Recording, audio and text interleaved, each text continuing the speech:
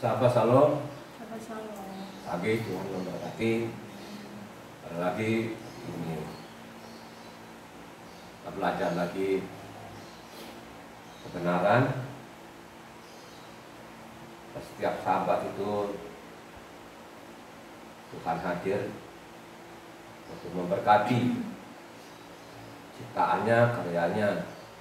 Siapa saja yang menguduskan sahabat, yang menghormati, orang itulah yang terima berkat-berkat surgawi.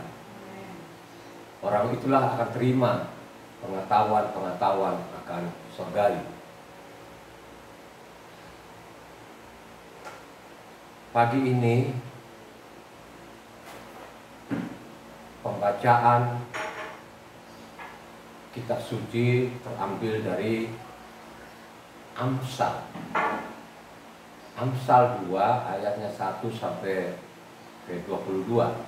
Sekali lagi pembacaan kitab suci pada pagi hari ini terambil dari Amsal 2 ayatnya 1 sampai ke 22. Silakan dibaca. Hai anakku, jikalau engkau menerima perkataanku dan menyimpan perintahku dalam hatimu, sehingga telingamu memperhatikan hikmat dan engkau mencenderungkan hatimu kepada kepandaian, ya jikalau engkau berseru kepada pengertian dan menunjukkan suaramu kepada kepandaian, jikalau engkau mencarinya seperti mencari perak dan mengejarnya seperti mengejar harta terpendam, maka engkau akan memperoleh pengertian tentang takut akan Yahweh dan mendapat pengenalan akan Tuhan. Karena Yahweh lah yang memberikan hikmat dari mulutnya dan dari mulutnya datang pengetahuan dan kepandaian. Ia menyediakan pertolongan bagi orang yang jujur, menjadi perisai bagi orang yang tidak bercela lakunya, sambil menjaga jalan keadilan dan memelihara jalan orang-orangnya yang setia. Maka engkau akan mengerti tentang kebenaran, keadilan, dan kejujuran, bahkan setiap jalan yang baik. Karena hikmat akan masuk ke dalam hatimu dan pengetahuan akan menyenangkan jiwamu. Kebijaksanaan akan memelihara engkau, kepandaian akan menjaga engkau, supaya engkau terlepas dari jalan yang jahat, dari orang yang mengucapkan tipu muslihat, dari mereka yang meninggalkan jalan yang lurus dan menempuh jalan yang gelap, yang bersukacita melakukan kejahatan, bersorak-sorak karena tipu muslihat yang jahat, yang berliku-liku jalannya dan yang sesat perilakunya, supaya engkau terlepas dari perempuan jalang, dari perempuan yang asing, yang licin perkataannya, yang meninggalkan teman hidup masa mudanya, dan melupakan perjanjian Tuhannya. Sesungguhnya rumahnya hilang tenggelam ke dalam maut, jalannya menuju ke arah arwah. Segala orang yang datang kepadanya tidak balik kembali dan tidak mencapai jalan kehidupan. Sebab itu tempuhlah jalan orang baik dan peliharalah jalan-jalan orang benar, karena orang jujurlah akan mendiami tanah dan orang yang tak bercelalah yang akan tetap tinggal di situ. Tetapi orang fasik akan dipunahkan dari tanah itu dan pengkhianat akan dibuang dari situ. Luar biasa. Pagi hari ini kita belajar masalah hikmat. Amsal itu apa? Loh, Amsal itu apa? Amsal itu misal, contoh, perumpamaan. Itu arti daripada Amsal. Harus tahu ini mutlak namanya. Jadi Amsal itu harus tahu. Contoh, sal, pama, itu Amsal. Pagi ini dikasih judul lembaga kitab Indonesia karena kitab suci ini yang dari Sion itu aslinya tidak ada judul, polos saja. Apakah dikasih judul ini bagus ya? Bagus juga lah. Ya. Judulnya hari ini ditulis lembaga kitab Indonesia, faedah daripada menuntut hikmat. Faedah sudah tahu belum? Ya. Faedah daripada menuntut namanya hikmat. Ya. Kalau sudah ada sekolah itu untuk apa? Kalau engkau sekolah itu supaya engkau memiliki pengetahuan masalah ilmu sekuler. Diajarkan guru itu dari TK sampai namanya perguruan tinggi. Nah, pada waktu kamu dari TK atau sampai perguruan tinggi itu kira-kira tuh kamu belajar nggak suatu buku nggak? Misalnya orang ekonomi itu belajar masalah ilmu ekonomi nggak? Pasti belajar masalah ilmu ekonomi. Ilmu ekonomi itu ada buku panduannya. Halo? Ilmu ekonomi itu ada buku panduannya. Nah, buku panduan inilah disuruh mempelajari. Mempelajari namanya ilmu ekonomi itu jangan dipotong-potong. Dipelajari itu satu buku, dibacalah satu buku. Mau dosen manapun, guru manapun pasti seperti itu.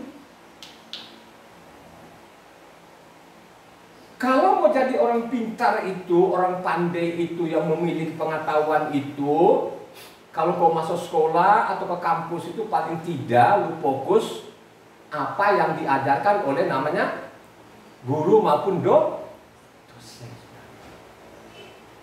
Anak pintar itu supaya dia menguasai namanya ilmu ekonomi tadi, pasti dia akan perhatikan ya, apa yang diajarkan dengan dosennya, dengan buku tadi, buku panduannya.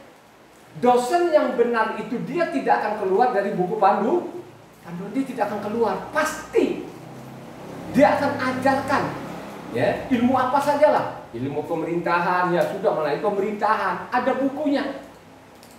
Ilmu teknik pasti ada buku tekniknya. Ya.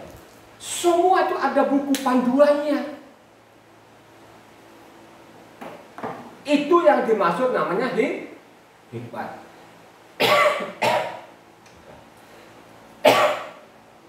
Hikmat itu apa?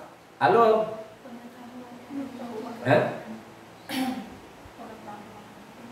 Hikmat itu namanya pengetahuan. Ya.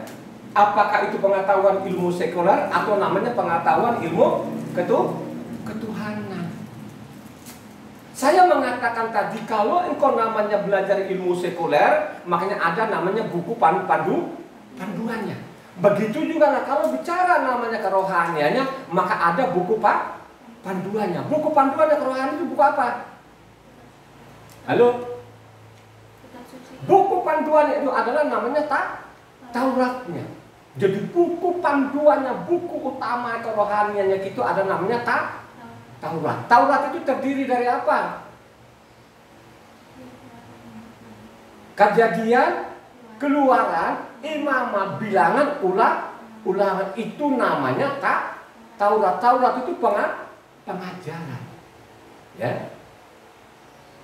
Hukumnya Tuhan. Ya. Makanya kita tebal-tebal banget bukunya. Hanya 5 kitab ini. Nah, 5 kitab ini harus kita baca. Untuk apa kita baca? Halo? Untuk apa kita baca? Supaya kita memilih pengetahuan masalah namanya kebenarannya. Makanya Tuhan diajarkan kita supaya namanya Tauratnya ini tidak boleh ditambahi dan tidak boleh dikurangi. Makanya namanya Taurat itu tidak ada namanya buku tafsiran. Ada nggak diperintahkan namanya di Taurat itu supaya nanti kamu bikin kitab tafsiran? Terus ajarannya apa? Lakukan saja apa yang sudah diperintahkan. Lakukan saja apa yang diperintahkan itu lakukan saja. Ya. Makanya berbahagialah orang yang miskin di hadapan Tuhan.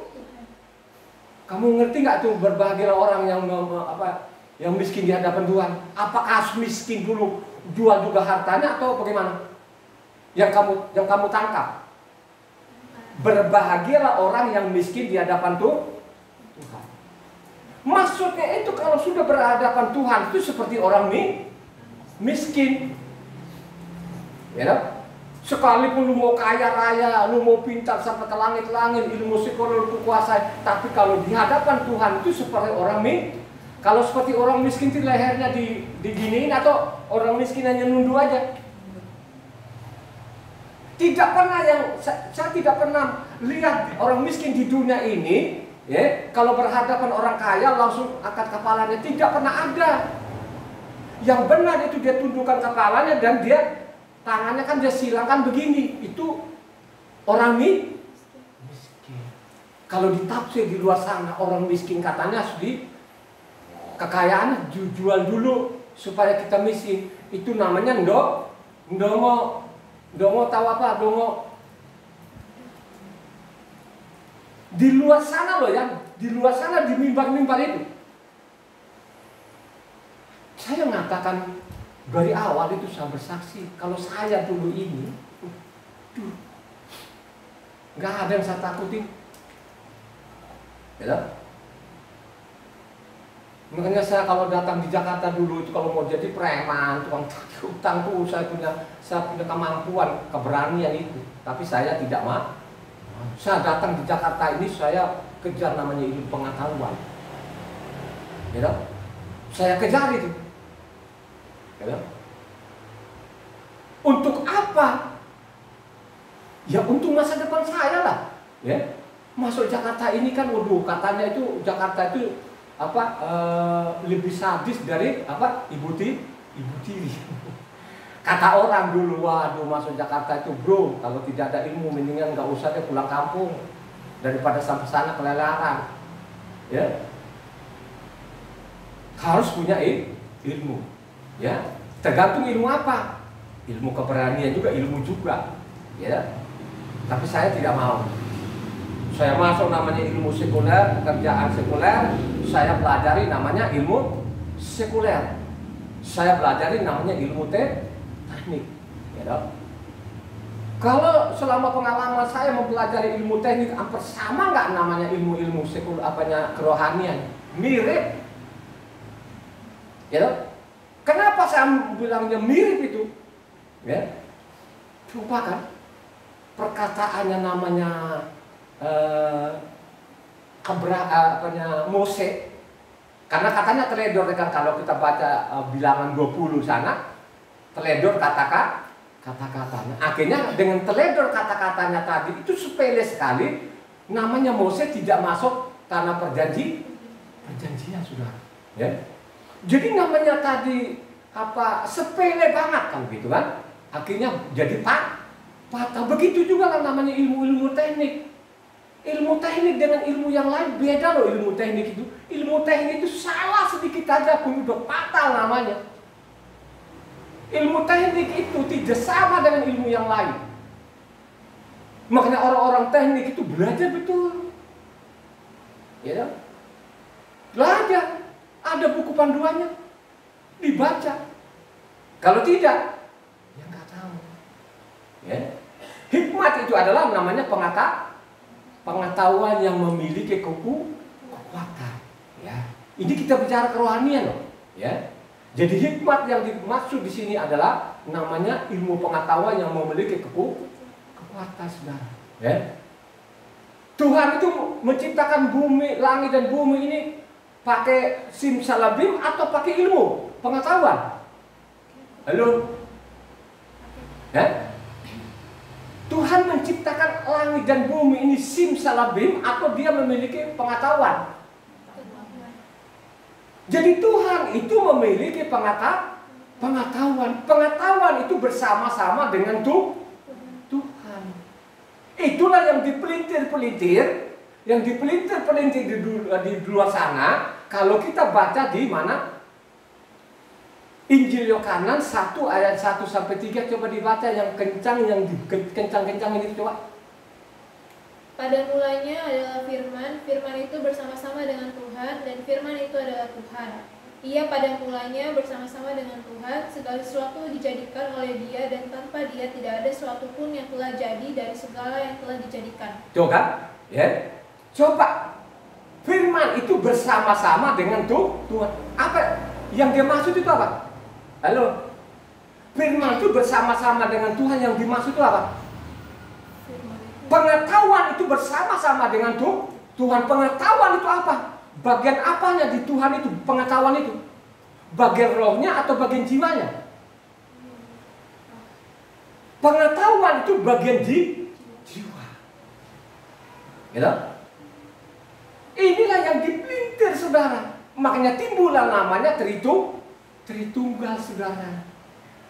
Inilah timbul Tritunggal. Coba, saudara. Ya. Jadi di sini mulai dibikin buku.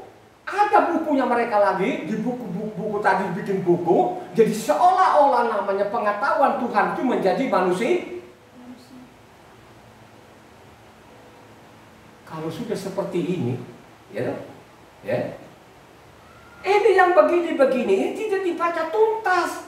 Kalau dia baca tuntas, khususnya namanya Yohanan itu, makanya sangat jelas nanti bahwa dia adalah Yahweh itu sendiri yang datang di bumi, saudara. Ada pasalnya dan ada ayatnya. Hanya persoalan dalam ini yang jadi buku sekarang jadi Tritunggal hanya dibaca di situ, tidak baca tuntas. Berapa pasal namanya Yohanan? 21. Yohanan itu 21 pasal. Dia harus dibaca tuntas. Kalau engkau tidak baca tuntas ini, nah itu yang masalah tadi. Akhirnya apa? Bikin buku bahwa Tuhannya tiga. Tuhannya tiga atau Tuhannya satu? Halo? Tuhanmu itu satu atau tiga? Supaya engkau tahu ini bahwa Tuhanmu hanya satu. Itu makanya baca kitab suci itu dari Kejadian sampai Wahyu. Kalau hanya kau penggal-penggal, kau potong-potong, makanya Tuhanmu lebih daripada satu, saudara. Ya. Kalau kita baca tadi kan namanya Yohanan 1. Paling sangat jelas itu kalau kita baca ulang apanya satunya, coba dibaca. Yang Yohanan 1. Pada mulanya adalah firman. Pada mulanya adalah firman. Terus Firman itu bersama-sama dengan firman itu bersama-sama dengan Tuhan. Dan firman itu adalah kurang apa lagi sih sebenarnya ini? Sebenarnya ini kalau kita baca kitab suci dengan baik tidak boleh dipelintir. Ya. Yang dimaksud ini selama ini, ya, yang kita baca Taurat itu, ya, mungkin kita tidak lihat rupanya, ya. Baru sekarang ini benar-benar dia datang di bumi ini, loh itu loh yang diberitakan oleh yang ditulis oleh Mose, ya, bahwa dia adalah namanya Yahweh itu datang di bumi. Ada pasalnya dan ada ayatnya.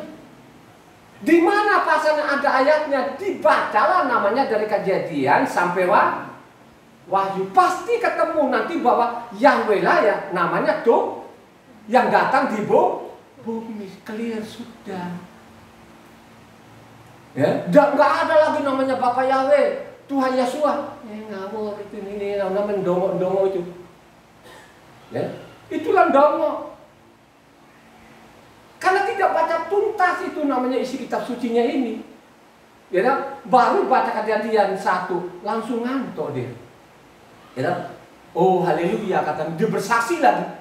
Setiap saya kurang tidur nggak bisa tidur terus saya bacanya satu ayat langsung saya tidur. Terima kasih Roh Kudus. Itu sih bukan Roh Kudus. Roh apa? Itu Roh Kudus namanya. Kalau engkau memperoleh namanya Roh Kudus itu makanya dibikin matamu menyala supaya engkau baca kitab suci sehingga engkau kenal namanya Tuhanmu itu. Halo? Itulah yang dimaksud tadi namanya hikmat. Hikmat itu seperti namanya harta yang terpendam. Harta yang terpendam ada di bumi. Halo? Kira-kira yang di bumi, harta yang terpendam di bumi itu apa? Emas.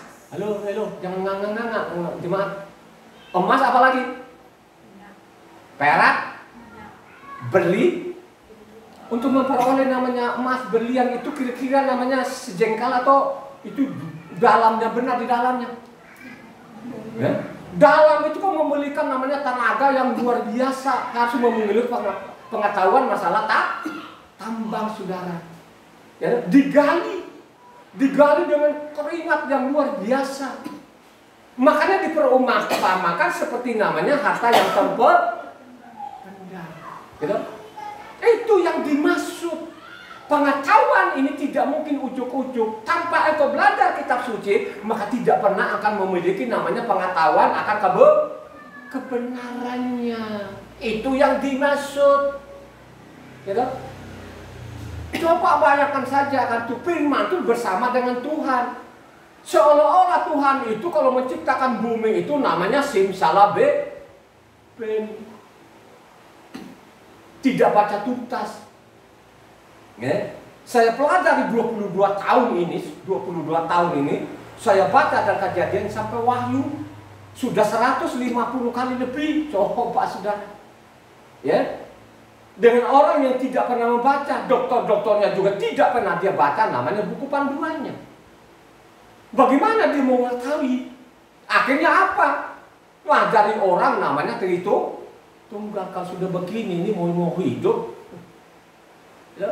Tuhan itu tidak pernah mengajarkan. Tuhan hanya satu-satunya. Nggak ada yang lain.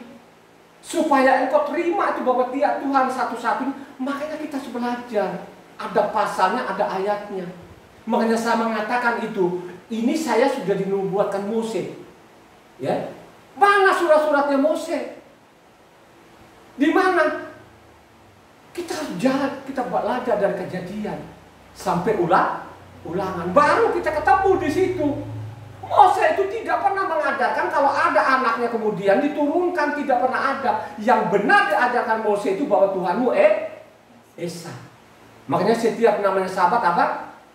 Sema Yisrael, Yahweh Elohinu, Yahweh Esa. Dengar Israel, Yahweh itu Tuhan, Yahweh itu Esa. Pasal berapa? Ayat berapa? Ulangan 6 ayatnya 4. Dengar Israel, Yahweh itu Tuhan, Yahweh itu Esa. Harus baca keseluruhannya. Sehingga kita tahu nanti ya, bahwa Tuhan itu menciptakan langit dan bumi ini tidak namanya simsalabim. Tidak ada, saudara. Ya? Halo? Tidak. Tuhan itu menciptakan langit dan bumi ini. Pengetahuan Tuhan itu bersama-sama dengan Tuhan. Begitu juga pun kita ini, pengetahuan kita ini tidak berpisah dengan kita ini. Pengetahuan kita ada dalam kita ini. Ya? Makanya kan supaya kita tahu ini kan Tuhan Esa ini, ya sudah kita belajar dari Kejadian sampai Wahyu. Contoh, kalau kita baca Mazmur 136, coba Mazmur 136 ayatnya 4 sampai 9, coba dikeras. Mazmur 136 ayatnya 4 sampai 9, coba dibaca dengan apanya keras. Kepada dia seorang diri melakukan keajaiban-keajaiban besar. Terus? Bahwasannya untuk selama-lamanya kasih setianya. Kepada dia yang menjadikan langit dengan kebijaksanaan. Bahwasannya untuk selama-lamanya kasih setianya. Kepada dia yang menghamparkan bumi di atas air. Bahwasannya untuk selama-lamanya kasih setianya. Kepada dia yang menjadikan benda-benda penerang yang besar. Bahwasannya untuk selama-lamanya kasih setianya. Matahari untuk menguasai siang, bahwasannya untuk selama-lamanya kasih setianya. Bulan dan bintang-bintang untuk menguasai malam, bahwasannya untuk selama-lamanya kasih setianya. Tuh kan? Jadi dia menciptakan langit dan bumi itu seorang diri, saudara. Ya? Coba saudara. Ya? Kalau engkau tidak pernah membaca kitab suci sampai mati, namanya Tuhanmu 3. Dan sekarang agak kurang, saudara. Adalah sekarang Tuhannya 2. Jadi ada namanya Bapak Yahweh dan anaknya Yesus. Ini kan dongo-dongo ini. Itu saya yakin yang begitu itu di ilmu sekuler sudah gagal, pasti surgawi juga gagal seperti yang begini-gini. Gitu? Coba mengajarkan orang yang tidak benar. Gitu? Coba Yesaya 40 ayat 28. Yesaya 40:28 agak cepat. Tidakkah kau tahu dan tidakkah kau dengar, Yahweh itu Tuhan kekal yang menciptakan bumi dari ujung ke ujung.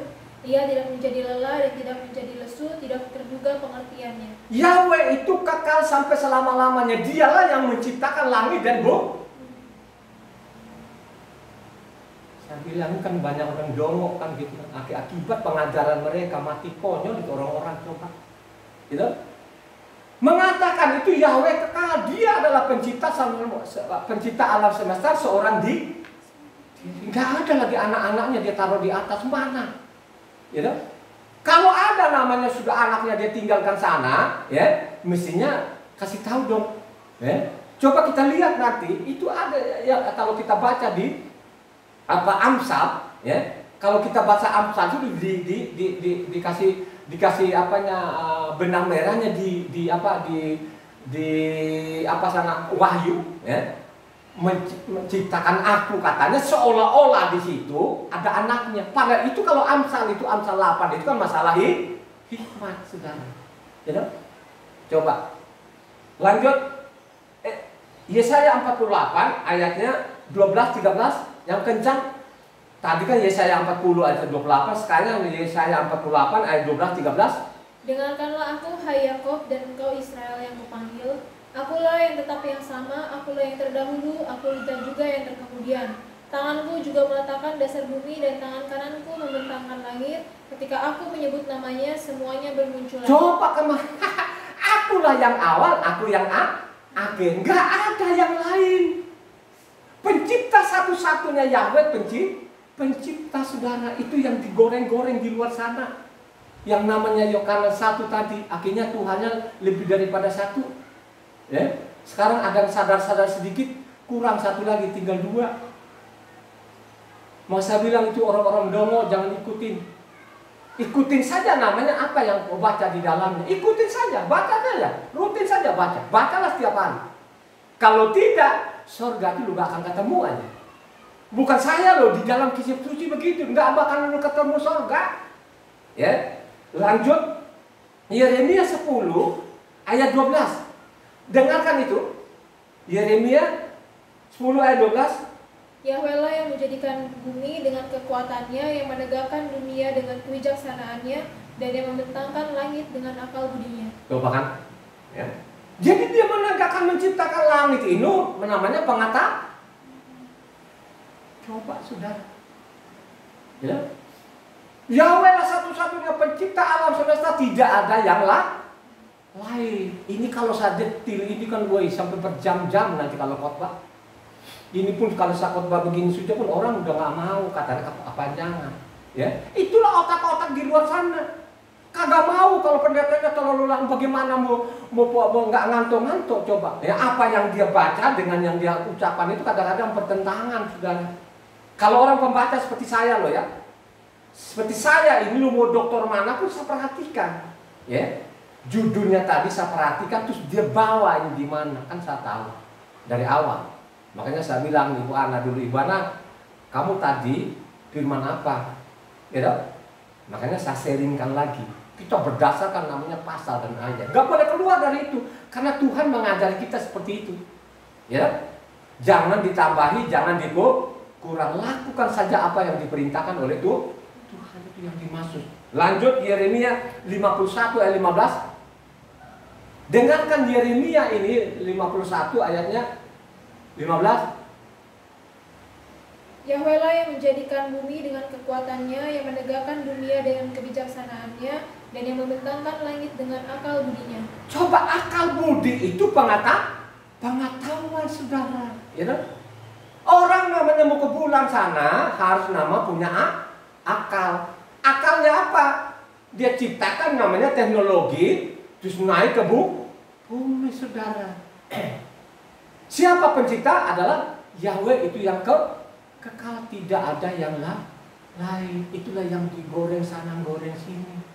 Ya, kalau sudah seperti ini mau jadi apa? Gitu? Ini sangat jelas. Gitu? Makanya kalau dia bilang di sana, oh, terus ada lagi. Terus itu yang jadi Yesua itu siapa? Hakikat katanya. hakikatnya Tuhan.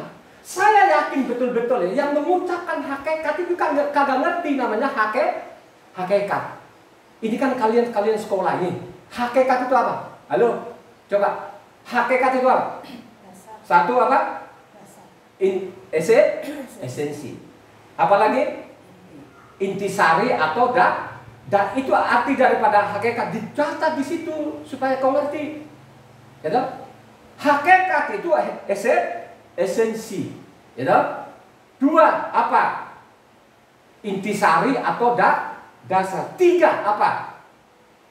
Kenyataan yang apa? Sebenarnya. Empat apa? Keadaan yang sungguh-sungguh. Coba saudara merenung loh saudara. Ini harus dicatat tadi ini. Katanya Yesus itu adalah namanya hakikat tuh di luar sana Yesus atau dia Yesua. Dia adalah hakikatnya tuh Tuhan. Saya nggak ngerti mereka kata hakikat itu. Pak di dalam sangat jelas di dalam ya, keadaan yang sungguh-sungguh. Berarti kalau dia keadaan sungguh-sungguh berarti dia adalah Yahweh sungguh-sungguh. Mesti kan begitu kan? Nggak ada yang lain. Makanya saya yakin dan percaya itu mereka ucapkan hakikat ini orang-orang namanya bukan kalau di luar sana ilmu sekuler tahu orang itu hakikat itu tahu. Tapi kerohaniannya yang saya perhatikan selama ini mereka tuh tidak ngerti apa kata hakikat itu. Kalau mereka mengerti hakikat itu bahwa Yahweh lah yang jadi manusia, amin nggak? Halo? Banyak orang loh nggak ngerti. Ya? Contohnya seperti namanya berkat itu. Apakah orang-orang yang di mimbar tahu semua berkat itu? Halo? Nggak tahu. Kata berkat itu mereka nggak tahu. Mereka tahu kepala mereka di otak mereka itu adalah namanya kekayaan. Menyimpang betul-betul jauh. Itu yang saya bilang tadi, di orang-orang di dunia itu sudah gagal. Ilmu sekuler saya yakin sudah gagal itu. Akhirnya dia lari ke rohanian. Kerohaniannya itu dia tidak belajar namanya buku panduannya adalah kitab suci itu. Ya, dia belajar namanya buku Bapak gereja. Akhirnya apa? Tawarkan sorga apaan? Ya, lu nggak ngerti. Ditanya, oh Yesus itu adalah hakikat Tuhan. Hakikat itu apa? Lu harus tahu dulu. Ya toh? Coba kan. Berkat dulu atau pengetahuan dulu? Halo? Hah? Berkat itu dari hikmat itu katanya dari berkat. Kalau engkau baca di Amsal 3 sana, apa judulnya coba baca Amsal 3 di sana, ditulis oleh lembaga kitab Indonesia itu, hikmat itu dari berkat coba. Berkat dari hikmat. Berkat itu dari hikmat. Coba kamu memahami yang benar ini. Coba judulnya itu di atas. Berkat dari hikmat. Berkat itu dari hikmat. Coba saya mau tanya sama kalian. Berkat dulu atau hikmat dulu? Hikmat. Pasti hikmat dulu, pengetahuan dulu baru namanya berkat. Pengetahuan akan kebenaran, pengetahuan akan namanya Tuhan. Ya. Makanya kalau engkau baca Yohanan di sana 15 itu, tidak seperti yang diberikan dunia ini. Aku tinggalkan damai sejahtera. Tidak seperti yang ditawarkan oleh dunia. Berkat itu apa? Halo? Berkat itu apa? Sukacita, damai sejahtera, kesehatan. Ya, itu berkat namanya. Kalau di luar sana otak-otaknya di dalam itu pasti namanya apa? Harta. Akhir mulailah mereka itu dari mimbar itu memperdaya orang, menguras harta orang. Itulah yang di luar sana. Ya. Berkat itu kebenaran. Makanya dia bilang, ya, kalau engkau baca namanya Yesaya 31 apa katanya sana, ya, memasuki orang yang memasuki dalam persekutuanku tidak melalui dorong Roh Kudusku, kelihatan ini orang. Benar nggak gitu Yesaya 30 ayat 1? Halo? Ya. Kalau ada seorang sekarang, wah itu kan Roh Kudus, itu omong kosong, tidak benar. Halo, coba baca. Baca Yesaya 30 ayat 1. Celakalah anak-anak pemberontak, demikianlah firman Yahweh, yang melaksanakan suatu rancangan yang bukan daripadaku, yang memasuki suatu persekutuan yang bukan oleh dorongan rohku, sehingga dosa mereka bertambah-tambah. Kalau kita hanya baca di sini, itulah yang ditelan-telan bulat-bulat sekarang akan wah itu penuh Roh Kudusan, dia guling-guling. Itu kesurupan. Yang dia maksud di situ apa? Halo? Ya. Apa yang dia maksud di situ? Halo? Kalau kita baca lengkap di sana, kita baca lengkap, ya. Makanya saya mengatakan tadi, pengetahuan itu seperti namanya emas yang terpendam, ya. Baca Amsal 8 ayat 10 sampai 11. Amsal 8 ayat 10 11 yang keras. Terimalah didikanku lebih dari perak, dan pengetahuanku lebih daripada emas pilihan. Karena hikmat lebih berharga daripada permata, apapun yang diinginkan orang tidak dapat menyamainya. Kira-kira itu pengetahuan itu lebih nggak daripada lebih berharga daripada apanya permata atau berlian? Mahalan mana yang dikatakan Amsal itu? Mahalan mana pengetahuan kebenaran dengan berlian? Mahalan mana? Mahalan pengetahuan. Ini sangat jelas, gitu. Makanya Iyob 28 ayatnya, coba. Iyob 28 ayatnya 18-19, baca yang kencang. Iyob 28 18-19. Baik gewang, baik hablur tidak terhitung lagi. Memiliki hikmat adalah lebih baik daripada mutiara. Permata krisolit Ethiopia tidak dapat mengimbanginya. Ia tak dapat dinilai. Hikmat itu lebih daripada mutiara. Mutiara itu apanya, benda yang mahal nggak? Coba bayangkan saja saudara, ya. Pengetahuan namanya hikmat Tuhan, dan Tuhan pengetahuan akan kebenaran itu lebih daripada namanya perak, lebih daripada emas murni, lebih daripada berlian, lebih daripada namanya apa? Mutiara, ya. Ya. Iyob 28 ayat 28 mengatakan apa? Iyob 28 ayat 28. Tetapi kepada manusia ia berfirman, sesungguhnya takut akan Tuhan itulah hikmat, dan menjauhi kejahatan itulah akal budi. Ulang. Tetapi kepada manusia ia berfirman, sesungguhnya takut akan Tuhan itulah hikmat, dan menjauhi kejahatan itulah akal budi. Coba saudara, begitu pentingnya namanya pengetahuan ini. Begitu pentingnya pengetahuan ini loh, gitu. Coba, karena banyak orang dongok. Ya. Kalau saya tidak punya pengalaman di ilmu sekuler, oke lah, mungkin sama-sama dengan mereka. Oh, saya nggak bisa. Ya, saya belajar di ilmu sekuler itu. Ya, kita sama-sama masuk dan lain sebagainya. Saya sudah kemana-mana, teman-teman saya itu kayak apa? Gitu. Saya dari dulu tidak pernah saya dikeluarkan itu. Saya tinggalkan sendiri aja kerjaan saya, bosan. Tidak menghargai saya, perjuangan saya tinggalkan saja. Tidak pernah dari dulu itu saya. Kalaupun dulu itu saya keluar dari namanya pekerjaan itu kan pukul orang lah, paling begitu lah. Karena anak saya dulu orang temperamen betul itu. Gitu. Coba kan?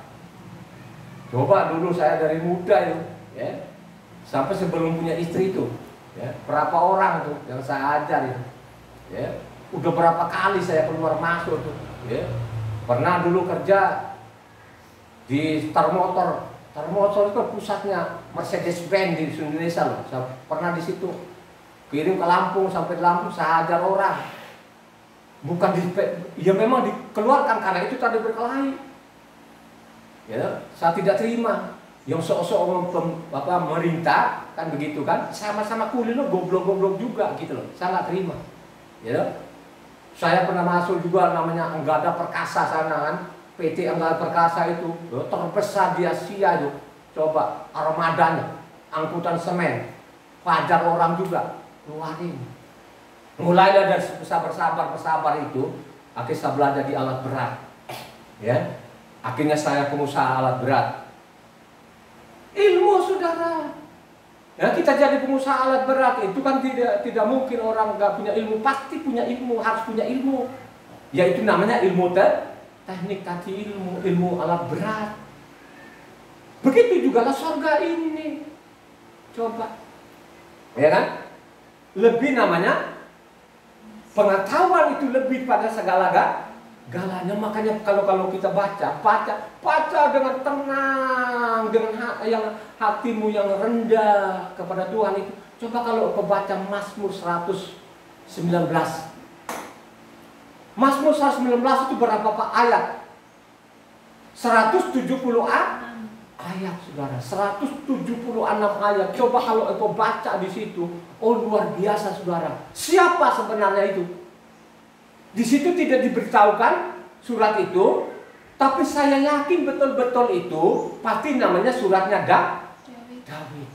Ya, kalau engkau baca sebelumnya ada Mazmur 19 di sana. Bagaimana Taurat itu segala-galanya. Taurat itu sudah segala-galanya, nggak bisa ditandingkan dengan apa sajalah. Mau perak, mau emas, tidak ada tanding. Kata namanya Mazmur 19, Mazmur 36, Mazmur 40 di sana. Itu David saudara.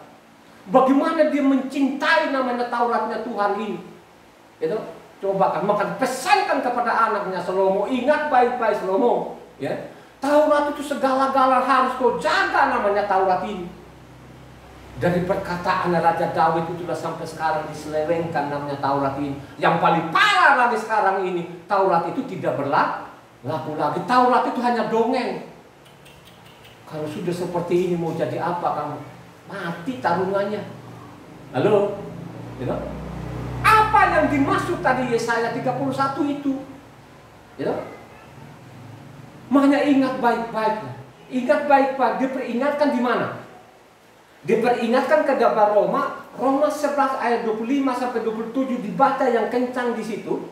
Coba baca Roma, khususnya Roma 11 ayatnya 25 sampai 27. Coba dibaca yang kencang. Ini harus dicatat, kalian harus kamu catat ini. Coba baca yang kencang. Roma 11 ayat 25 sampai 27. Sebab saudara-saudara, supaya kamu jangan menganggap dirimu pandai, aku mau agar kamu mengetahui rahasia ini. Sebagian dari Israel telah menjadi tegar sampai jumlah yang penuh dari bangsa-bangsa lain telah masuk. Dengan jalan demikian, seluruh Israel akan diselamatkan seperti ada tertulis, dari Sion akan datang penebus, ia akan menyingkirkan segala kefasikan daripada Yakob, dan inilah perjanjianku dengan mereka apabila aku menghapuskan dosa mereka. Coba saudara ya, kalau engkau mencatat ini, itu kalau kau baca namanya 26 itu kan kutipan. Sebelum dia berdamai dengan anaknya, makanya bangsa asing ini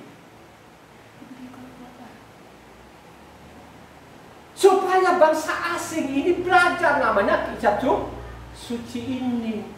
Suatu saat kalau dia sudah berdamai dengan anaknya, maka lu ditengah-tengah di luar saudara. Maka lu ketok-tok pintu, dia bilang aku tidak kenal. Hai kamu pembuat kejahatan. Yang dimaksud dengan pembuat kejahatan karena sekarang orang asing bilangnya Taurat itu tidak berlaku. Yahweh itu namanya nama setan saudara-saudara. Ya, itulah perbuatan mereka sekarang ini. Ya, coba saudara. Ya. Diperingatkan melalui ya. Suatu saat nanti kan dia berdamai dengan anaknya. Sekarang dia berdamai nggak sama anaknya sekarang? Dia sudah berdamai nggak? Belum. Sekarang dia belum berdamai dengan anaknya. Kalau dia berdamai dengan anaknya, pasti namanya bait suci dibangun. Pasti mereka serukan namanya Yahweh itu. Makanya saya mengatakan tadi ini, ya. Di Yesaya tadi ini apa maksudnya? Mari kita lihat nanti, ya. Tapi diperingatkan juga kalau kita baca Timotius. Coba Timotius 1 ayat 7, ya. Ini untuk orang Israel ini, ya. Mereka itu mau jadi pengajar tapi mereka tidak mengerti perkataannya sendiri. Coba baca. Mereka itu hendak menjadi pengajar hukum Torah tanpa mengerti perkataan mereka sendiri dan pokok-pokok yang secara mutlak mereka kemukakan. Kagak ngerti. Ya, begitu juga lah 1 Timotius 2 ayatnya 4-6.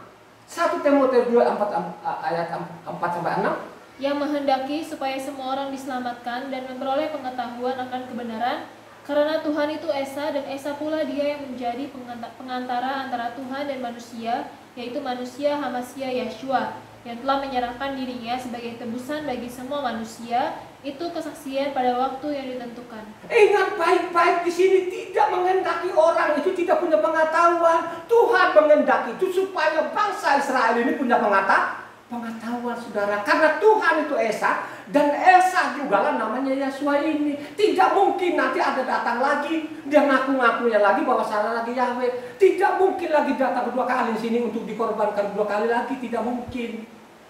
Ya, inilah yang tidak dipahami di situ juga. Kenapa mereka tidak pahami di situ? Karena tidak pernah mau baca kitab suci ini sampai saat ini. Mereka tidak mau. Mereka tolak itu, saudara. Ini sangat jelas loh. Ya, sangat jelas itu kita harus memiliki pengetahuan. Ya. Makanya kalau kamu bermegah, katanya Yeremia 9 ayat 23-24, kalau kamu bermegah apa? Coba baca. Yeremia 9 ayat 23-24. Halo. Beginilah firman Yahweh, janganlah orang bijaksana bermegah karena kebijaksanaannya, janganlah orang kuat bermegah karena kekuatannya, janganlah orang kaya bermegah karena kekayaannya, tetapi siapa yang mau bermegah, baiklah bermegah karena yang berikut, bahwa ia memahami dan mengenal akan memahami itu perlu. Ya. Memahami itu perlu. Ya. Makanya kekayaan yang menyelamatkan itu apa? Halo. Kekayaan yang menyelamatkan kita itu apa? Hartamu atau pengetahuan? Pengetahuan. Halo. Yesaya namanya 33, kalau engkau baca ayat 6, coba baca. Yesaya 33 ayat 6. Maksa keamanan akan tiba bagimu, kekayaan yang menyelamatkan, ialah hikmat dan pengetahuan. Takut akan Yahweh, itulah harta bendamu. Itu harta bendamu. Yang menyelamatkan engkau ini bukan hartamu. Bukan yang dari pagi sampai sore kau jungkir balik. Yang menyelamatkan engkau itu namanya hikmat. Hikmat itu pengetahuan akan kebenaran. Takut akan Tuhan itu jangan langgar perintahnya, itu yang dimaksud. Halo. Amin gak? Catat itu. Catat itu. Ya. Coba. Sebelum ini dia kirim nanti guru-guru ya, untuk orang Israel, mendingan lu persiapkan dirimu. Halo. Sebelum nanti dia kirim nanti diutus nanti guru-guru ini yang memiliki pengetahuan, imam-imam, mendingan lu persiapkan dirimu tadi yang kau baca Roma. Ya toh? Coba kan. Kalau sekarang ini banyak yang menganggap itu kebenaran itu yang dia bikin sendiri dianggap benar. Coba baca Roma 10 ayatnya. Coba baca Roma 10 ayatnya 25-27.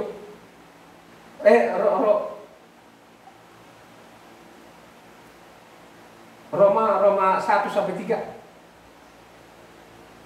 Roma 10 ayat 1 sampai 3. Roma 10 ayat 1 sampai 3. Saudara-saudara, keinginan hatiku dan doaku kepada Tuhan ialah supaya mereka diselamatkan. Sebab aku dapat memberi kesaksian tentang mereka, bahwa mereka sungguh-sungguh giat untuk Tuhan, tetapi tanpa pengertian yang benar.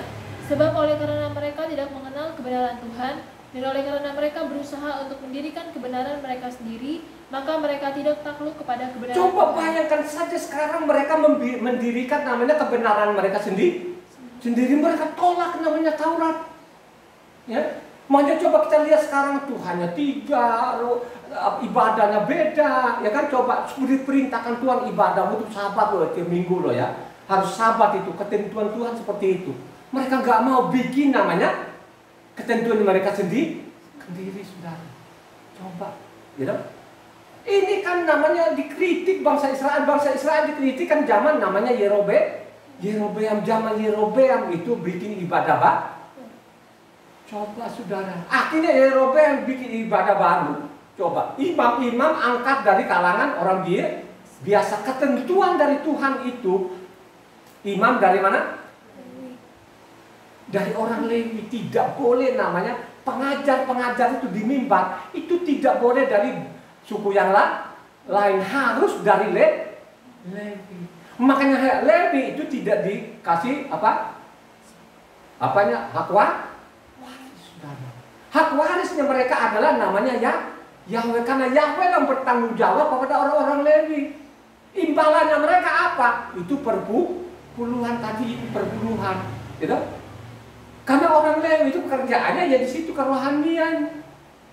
Gak mungkin orang Lewi keleleran kemana-mana, kesana kemari, tidak ada. Di mana tempat rumah ibadah ya di situ-situ saja.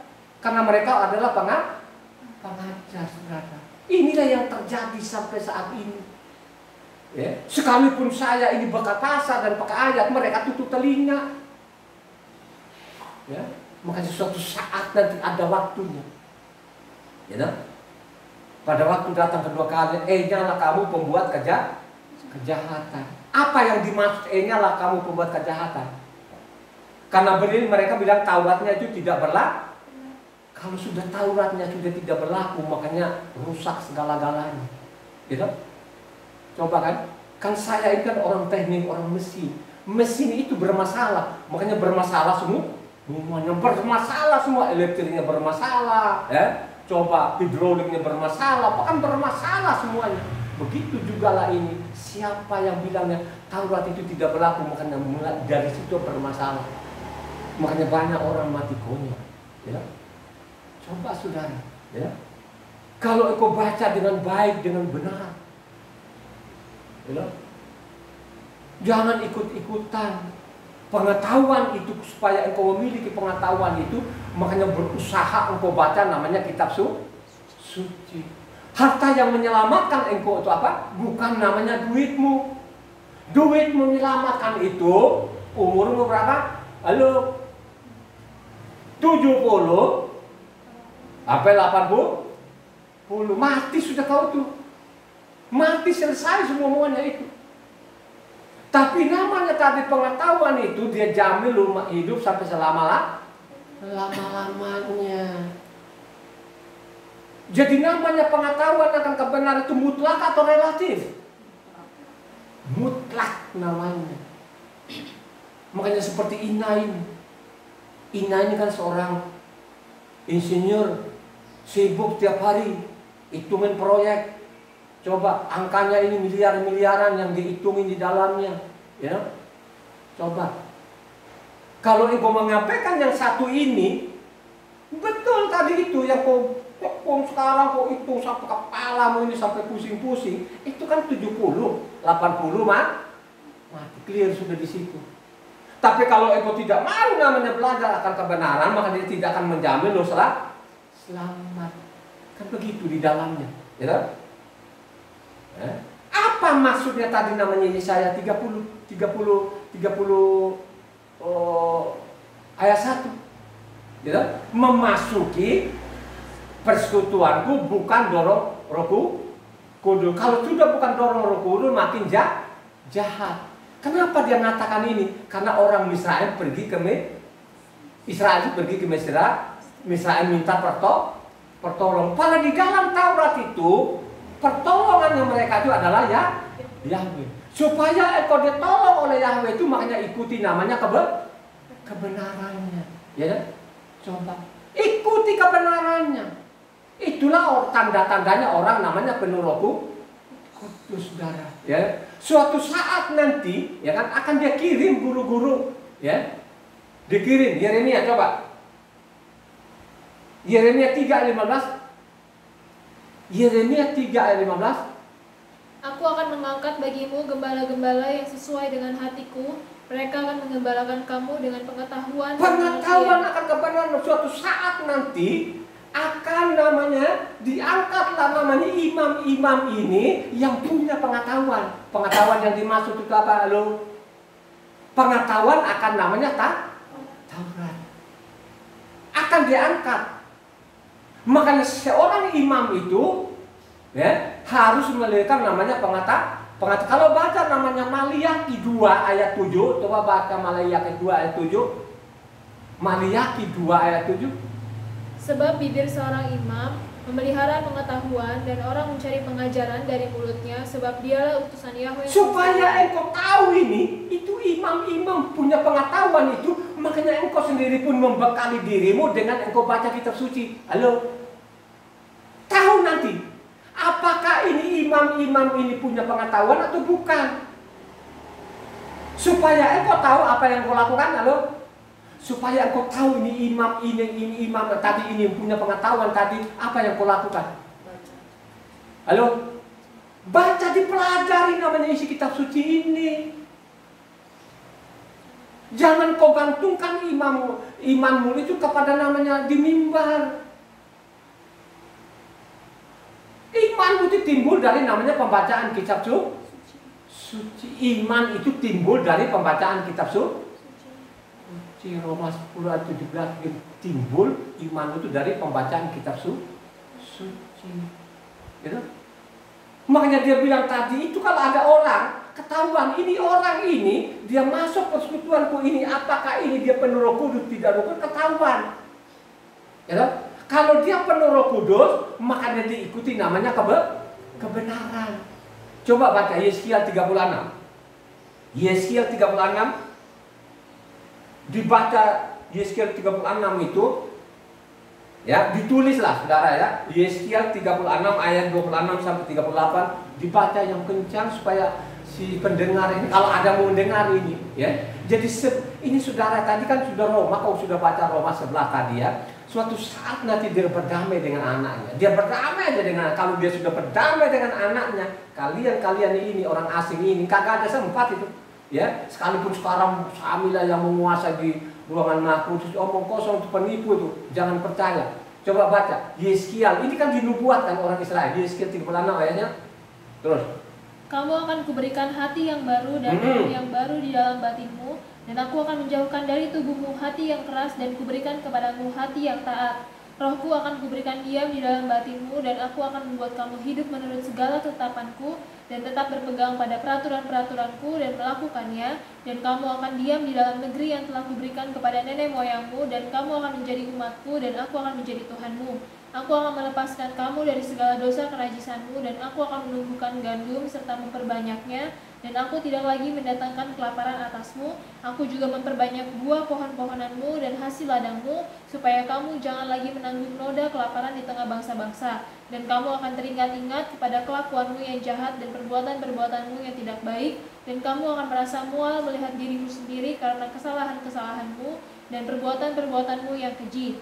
Bukan karena kamu aku bertindak demikianlah firman Tuhan Yahweh. Ketahuilah itu, merasa malulah kamu dan biarlah kamu dipermalukan karena kelakuanmu, hai kaum Israel. Beginilah firman Tuhan Yahweh, pada hari aku mentahirkan kamu dari segala kesalahanmu, aku akan membuat kota-kota didiami lagi dan reruntuhan akan dibangun kembali.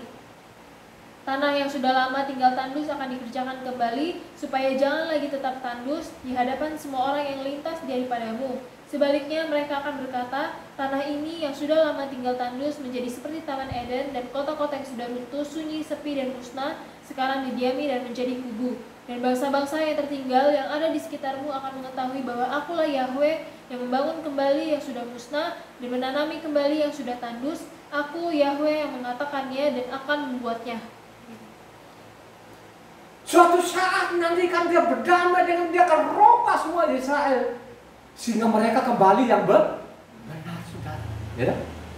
Suatu saat nanti akan dia berdamai.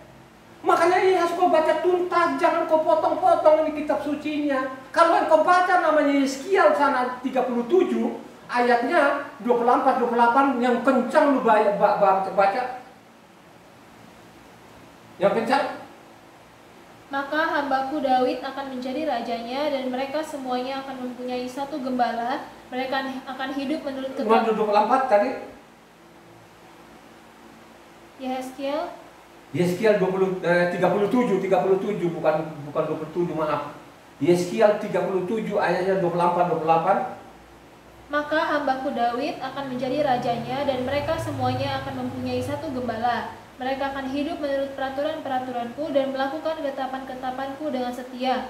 Mereka akan tinggal di tanah yang kuberikan kepada hambaku Yakob, di mana nenek moyang mereka tinggal. Ya, mereka, anak-anak mereka, maupun cucu cicit mereka akan tinggal di sana untuk selama-lamanya, dan hambaku Daud menjadi raja mereka untuk selama-lamanya. Aku akan mengadakan perjanjian damai dengan mereka. Mengadakan perjanjian damai dengan mereka, terus? Dan itu akan menjadi perjanjian yang kekal dengan mereka. Aku akan memberkati mereka dan membuat mereka banyak, dan memberikan tempat kudusku di tengah-tengah mereka untuk selama-lamanya. Tempat kediamanku pun akan ada pada mereka, dan aku akan menjadi Tuhan mereka, dan mereka akan menjadi umatku. Maka bangsa-bangsa akan mengetahui bahwa aku, Yahweh, menguduskan Israel pada waktu tempat kudusku berada di tengah-tengah mereka untuk selama-lamanya. Suatu saat dia akan berdamai dengan anaknya. Selesai loh ini. Ini sudah dinubuatkan, saudara. Makanya kalau ada orang di sana ajarannya di luar sana, Israel akan dilenyapkan, tidak pernah dilenyapkan. Makanya supaya engkau ini benar-benar iman kuat itu, kau baca namanya Yeskiel dari 36 itu sampai 48. Baca. Ya. Baca suatu saat nanti yang di Yerusalem tadi ini yang ada rumah-rumah Ubadillah, suatu saat nanti akan dibersihkan di situ. Ya, akan dibersihkan itu nanti. Ya, seperti zamannya siapa? Yosia kan. Yosia itu banyak kan tempat-tempat ibadah di situ di Yerusalem dihancurkan semua. Suatu saat nanti, ya, pada waktu dia berdamai dengan anaknya, makanya Yerusalem nanti akan dibersihkan. Ya, pembangunan namanya bait suci nanti ketiga kalinya nanti, ya, akan dibersihkan semua, tidak ada lagi nanti, akan dihancurkan. Ya, makanya namanya perang Armageddon. Ya, Magog akan perang nanti saudara.